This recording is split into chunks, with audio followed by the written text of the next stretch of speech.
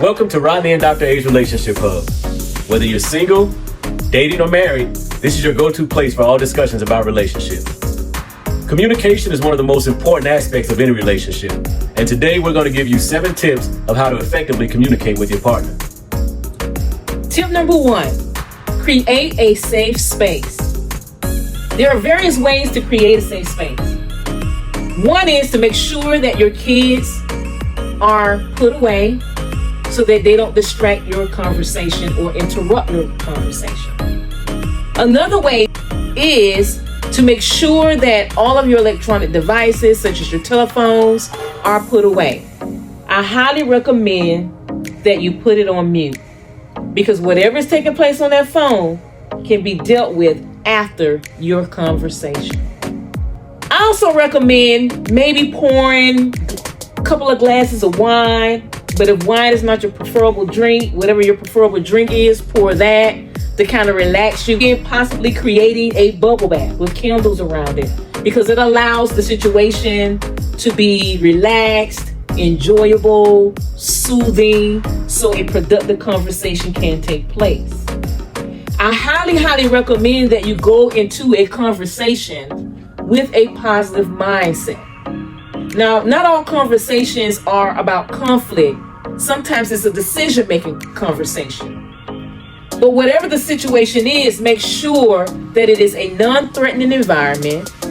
Make sure that both of you feel safe to share your opinions, your thoughts, your feelings, the circumstances, or whatever the problem is, so that you can share what it is that needs to be communicated effectively. Said do a bubble bath, right? Yeah. I just want you to know, if you run a bubble bath, we ain't gonna be doing no talking. We'll talk later. Next, you want to practice active listening. Now, active listening and hearing are 2 different things. Because just like I do most of the time when our kids were growing up and they're making tons and tons of noise in the house, I could hear them, but I wasn't even listening to them. And it allowed me to have that gift of whenever a whole bunch of children are around, even to this day, they can be making tons of noise and I don't hear anything that's going on because I was used to our kids making all that noise.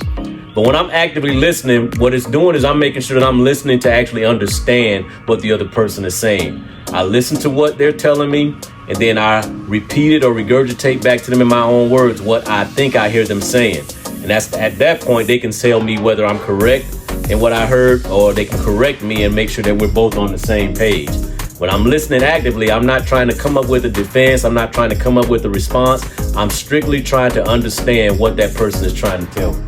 When communicating and using active listening, it's also important to have good eye contact. That lets the person know that you're listening, you're attentive, there are no distractions that they are referring to or keeping them from understanding what you're trying to say. They're actually listening to you to better understand and comprehend. It is also good to use cues. Yes. I understand. I'm listening. That lets the person know that you're actively listening and involved in trying to understand that conversation. The next tip is to be concise. Now, what that means is using understandable language. You want to make sure that you're using clear, simple terms that the person can understand.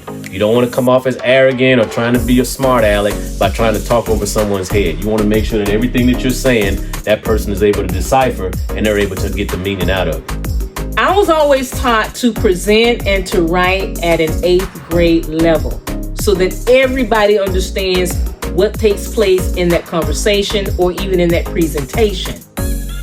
If you talk above someone's head and they don't understand a word you're saying, then there is a lack of communication. Right. And if there's a lack of communication, then there is no communication. Exactly. Another tip is to stay on topic. Don't veer off into things that took place 10, 15, 20 years ago. Handle the situation and the conversation that is currently taking place. You cannot have all these different conversations going on, because there will not be a resolution if you bring up things that are not relatable to what the situation and the topic that you guys are discussing at that very moment. Right. What you don't want to do is allow it to be an open season on everything that's made you mad over the last 6 months. If If you're upset about it 6 months ago, we should have been talking about it then, but don't take this as an opportunity now to bring up every single thing that you've been holding in for all of this time. Now, this is a good one. Ladies. And men too. Men, don't single us out. What? See, look at your neck now. And our tip is watch your body language. When you're saying one thing, but your nonverbal cues, meaning that body language is saying something else, like I'm getting right now, I can tell exactly what you're really thinking. So your neck got to be moving, and you got your hands on your hips, and you're doing your snaps, and be mindful that that body language is sending a message that might not be the same thing that you're saying with your mouth. So you want to make sure that your body language and your verbals match. Head nodding is also a great way to let the person know that you are actively listening. Yes, you want to make sure you have good eye contact. You want to make sure you're not yawning or looking around in various areas, because that sends a message that you're not paying attention to me and what I'm saying is not important.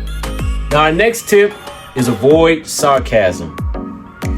Being sarcastic means that I'm saying something with such an exaggerated tone and all of these antics, and I don't really mean it at all. Oh, you're so smart. Oh, yeah, I can't wait to get to the house and do whatever you're asking me to do. You want to avoid sarcasm because, again, it's going to send a negative message to the person that you're communicating with. If you're being sarcastic, it lets them know that you're not paying attention, that you're not serious, you're not putting any stock in anything that they're saying. You're just blowing them off and hoping that they hurry up and stop moving their mouth. I think in a sense it also makes the person who is communicating feel stupid. And because they feel that you're not taking it seriously, it's like a waste of their time and their efforts in trying to communicate with you or resolve whatever it is that's going on. And you have one person putting the effort and the other one is joking. Yeah, instead of resolving the conflict, what it's actually going to do is agitate that person. It's going to start to push it more and more and more. Yeah. Absolutely. Yeah. The next tip is avoid shifting blame. Now, you've heard us say several times, you will continue to hear us say, nothing is ever 100% somebody's fault. Even if it's only 5% of the blame that belongs to you, you have to be mature enough to accept that 5%. So when you're having a conversation, one of the most effective things in communication is being mature enough to accept the blame for what belongs to you. So you want to make sure that you don't try to push everything off on the other person and push that responsibility or any of that blame off that doesn't belong to them. Accept what part belongs to you, and it will go a long way in making that communication more effective.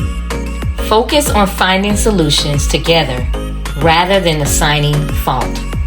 I also recommend that you use I statements because it is less self-blaming.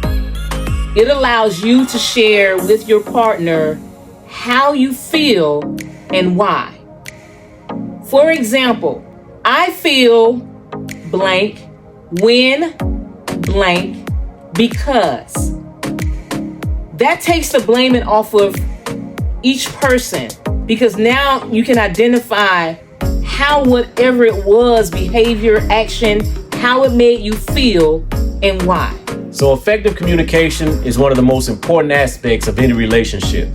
So we want to make sure that we're actively listening when our partners are sharing. We want to make sure that we watch our body language, and we want to avoid shifting blame when there's blame that can be taken by us. Using those I statements is a great pointer. Thank you for joining us today. If you've enjoyed the information that you've heard, tap that like button, but more importantly, hit that notification button so that every time we release a new video, you'll be the first ones to know. Yeah. Have a blessed day. Thank you for joining.